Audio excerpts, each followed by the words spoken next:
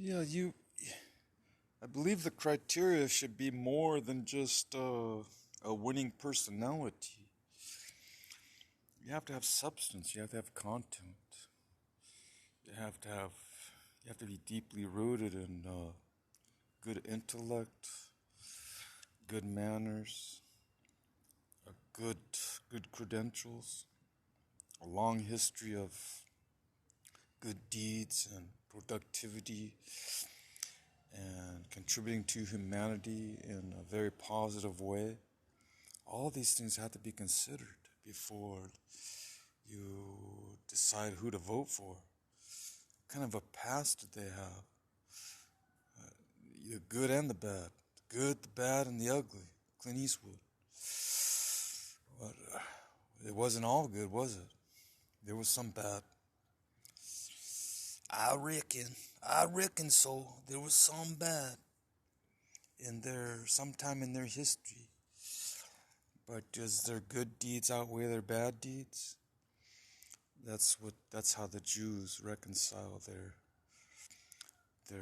because they no longer have a temple to give God animal sacrifices for their sins. So now they just reflect on, well, did they do more good deeds this year than the bad ones previously? So, that's how they reconcile their sins. Even though Isaiah says they're as filthy as rags. That's what he told them a couple thousand years ago, 2,500 years ago, that there